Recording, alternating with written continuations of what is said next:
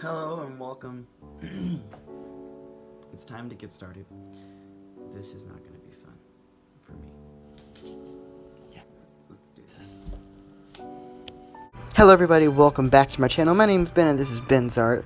Okay, so I'm super excited to do this makeup. I've wanted to do this makeup for a very long time, so finally we've gotten to do it. Alright, so this mask I got here, I got it from Hobby Lobby. It was about $3, I think. Yeah, somewhere around there. It was very, very cheap. I cut it up to where it fit my face and that was it. So the first step you're going to do for this makeup is you can use eyeshadow or something like that. That's one of the things I used, I believe. You can use like eyeshadow, or you can like use a grease paint, eyeliner, whatever you need to do, just to outline the edge of the mask, and that's what you're going to do. This is so we don't go anywhere like outside of what the mask would cover up, because that's the whole point of the mask. It's to cover the gruesome side of the face to make it look nice. So yeah. Oh well, good job. I just painted right over the mask. If you want like a extra gloss and shine and just a dynamic look to where it looks like it's actually made out of porcelain, I would like recommend using like a Mod Podge or something like that, because the Mod Podge helped and made it look really nice. Okay, so we're going around the eye. You can do this where you outline the eye. Eventually the whole thing will just get painted back over again, so it really is useless.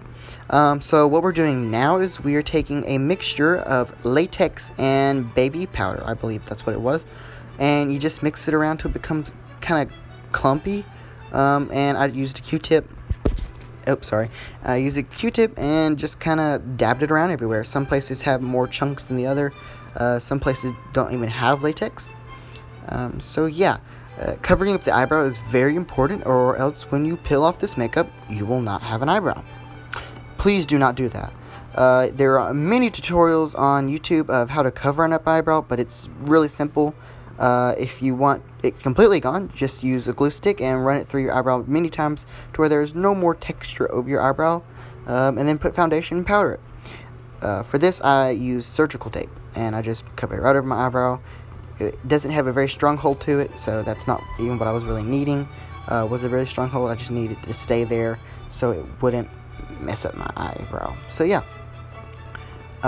So where you have just completely covered it up a little bit, I avoided going around the eye because my latex that I'm using right here has a very strong ammonia, and you don't want that because it will burn your eyes. Like it's just awful. So don't do that. Please do not burn your eyes. I've done it several times before, and let's just say I have permanent eye damage. So once that's done, you can do a little drying dance and dry your prosthetic until it's become like an off brown. Sometimes it will be clear, but normally it'll be an off brown. Once you notice the latex becomes a little like goopy, like thick, but not too thick, you want to press it around, and this will become like little blisters. This is really cool because not all of the latex will dry, so just only the outside layers, and you become like really cool holes and craters and all that stuff. The lip was a little tricky because you want the lip to look like it's kind of deformed, because it depends on which Phantom of the Opera you're doing, because some of them are deformities and the other are not. This one, I wanted it to be more of like a burn and a deformity, so that's what I did. I just pulled the lip up, and yeah. Again, we are going to let this thing dry again, and I'm more pulling the latex backwards as it's drying, so it keeps the skin from being weird. Well, it's already weird, but what am I saying? Okay, so dry, yeah, it's dry. Okay, so now you can see how it's gonna fit on your face, and voila, you have done makeup. Good job. All right. And now we're going to take some skin tones, and we're going to do an all base of an outer layer, like a skin tone, which can be yours ugly skin tone. And if you notice, I cover up the eye there, and earlier in the video I said you can if you want to, but as you can see, it already just got covered up again using the white paint. Okay, so we're going to powder that layer because this is grease paints, and grease paints will never dry. They never do. Never. Okay. So now I'm taking what seems to be like a red tint, and I'm putting that in certain holes of the makeup. This is just to make it kind of look more like they are deeper than any other part of the makeup would be.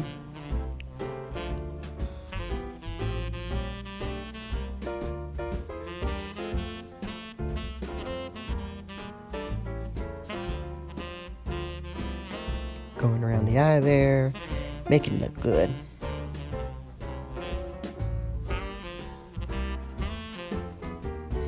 Here's where I was doing the lip, and what I tried to do was I tried to match the skin tone as close to my actual lip as I could.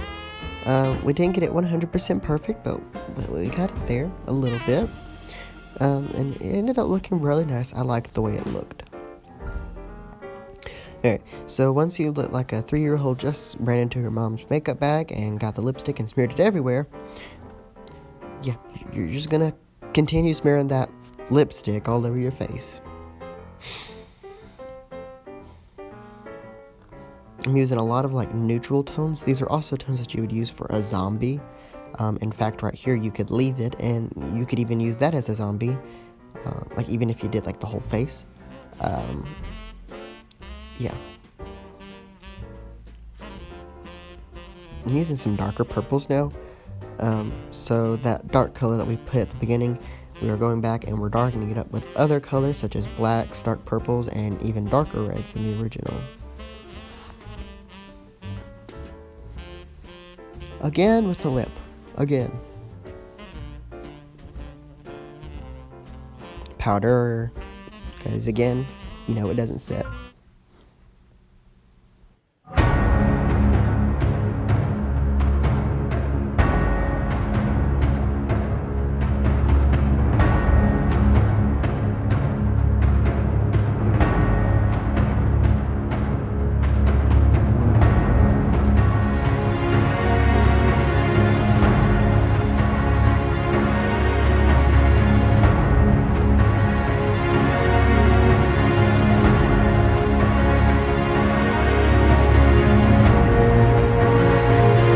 Well guys, I hope you enjoyed this video. If you'd like to see more of these videos, subscribe to my YouTube channel.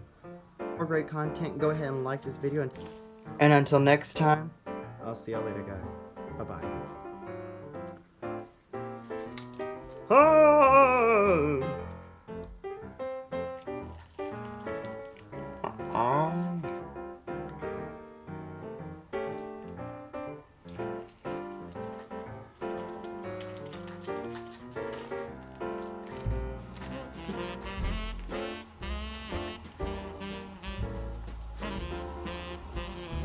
Ta-da.